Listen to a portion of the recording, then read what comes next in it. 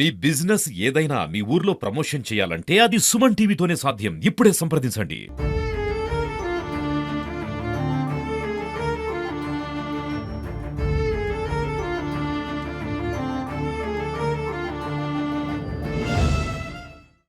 సూర్యాపేటలో తెల్లవారుజామున జరిగిన ప్రమాదంలో పోలీసులు అయితే ప్రాథమికంగా విచారిస్తున్నారు. మొత్తంగా ప్రైవేట్ ట్రావెల్స్ బస్సు డ్రైవర్ అతివేగమే ప్రమాదానికి కారణంగా అయితే ప్రాథమికంగా అంచనాకు వస్తున్న పరిస్థితి కనబడుతుంది. మొత్తం ప్రమాదంలో ఎంతమంది చనిపోయారు, వాళ్ళు ఎక్కడి వాళ్ళు, ఎంతమంది క్షతగాతులయ్యారు, వివరాలు అడగడానికి మనతో పాటు సూర్యాపేట డిఎస్పీ రవికుమార్ గారు ఉన్నారు. సార్ చెప్పండి, ఎంతమంది ప్రమాదం ఎన్ని గంటలకు జరిగింది, ఎంతమంది ఇక్కడ చనిపోవడం జరిగింది? ఈ ప్రమాదం ఉదయం 4 o'clock జరిగింది. ఈ లొకేషన్ వచ్చేసి చివెంల మండలంకి వస్తుంది, ఐలాపూర్ స్టేజ్ దగ్గర అంటారు.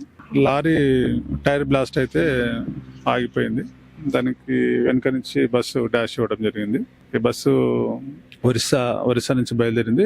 అందరూ లేబర్ ఉన్నారు, అందులో దాదాపు 32 మెంబర్స్ ఉన్నారు. ఆగి ఉన్న లారీకి అది వేగంగా వచ్చి డాష్ ఇవ్వడం వల్ల అక్కడికక్కడే 4 చనిపోవడం జరిగింది. దాదాపు 20 మందికి ఇంజురీస్ అయినాయి. అందరినీ హాస్పిటల్కి తరలించడం జరిగింది. ఈ డెడ్ బాడీస్ కూడా షిఫ్ట్ చేసి హాస్పిటల్ పెట్టినాం. ఒక్కరిని మాత్రం డెడ్ బాడీ ఐడెంటిఫై అయింది, డ్రైవర్ది సునీల్ గౌడ అంటున్నారు. ఇంకా మిగతా మృతుల వివరాలు తెలవలేదు. దీనికి కారణం ఇద్దరు చెప్పొచ్చు. లారీ సరైన ఎలాంటి ప్రికాషన్స్ తీసుకోకపోవడం వల్ల, ప్లస్ బస్సు అతివేగం వల్ల జరిగిందని ఒక ప్రాథమిక అంచనాకు వచ్చినాం. ప్రస్తుతం సంక్రాంతి సీజన్ వస్తుంది సార్, 2-3 రోజుల్లో పండుగ ఉంది. దాదాపు హైవే పైన పెద్ద ఎత్తున కూడా ట్రాఫిక్ ఎక్కువ పెరిగే అవకాశం ఉంది. ట్రాఫిక్ ని కంట్రోల్ చేయడానికి ఎటువంటి చర్యలు తీసుకోవచ్చు సూర్యాపేట డివిజన్ తరఫున?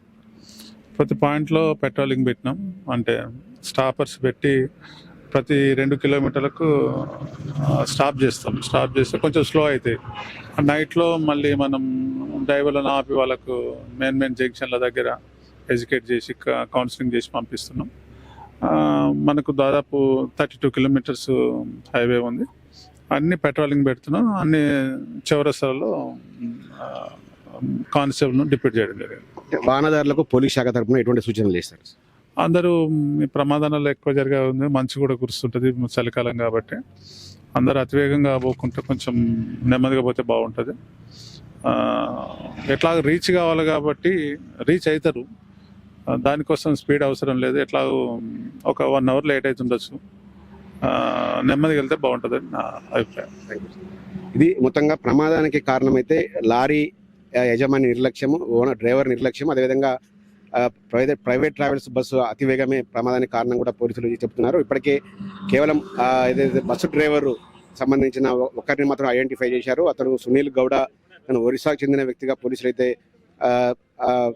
ఇప్పటికే ఒక అంచనాకు వచ్చిన పరిస్థితి కనపడుతుంది. మరోవైపు మిగతా వాళ్ళని కూడా ట్రేస్ చేసే పనిలో ఉన్నాము. దాదాపు క్షతగాత్రులందరినీ కూడా ప్రభుత్వ ఆసుపత్రికి తరలించి చికిత్స అందిస్తున్నామని కూడా డిఎస్పీ రవి గారు చెప్తున్నారు. అదేవిధంగా సంక్రాంతి నేపథ్యంలో హైదరాబాద్ నుంచి విజయవాడకు వెళ్లే క్రమంలో వాహనదారులంతా కూడా అతి నెమ్మదిగా వెళ్ళాలి. ట్రాఫిక్ ఎక్కువగా ఉంటున్న సందర్భంలో ఇప్పటికే ముందు జాగ్రత్త చర్యలుగా అన్ని జంక్షన్ల వద్ద బ్యారికేడ్ ఏర్పాటు చేసి వాహనాలను వేగాన్ని నియంత్రించే చర్యలను తీసుకోబోతున్నాం. కానీ వాహనదారులు, వాహన యజమానులు కూడా నెమ్మదిగా వెళ్ళి తమ గమ్యాలకు చేరుకొని సంక్రాంతి పండుగను తమ కుటుంబ సభ్యులతో ఆనందంగా జరుపుకోవాలని కూడా పోలీసులు చెబుతూ ఉన్న పరిస్థితి కనపడుతుంది. మొత్తంగా అయితే ఈ తెల్లవారుజామున జరిగిన ప్రమాదం చాలా కుటుంబాల్లో ఒక విషాదాన్ని నింపిందని చెప్పుకోవచ్చు.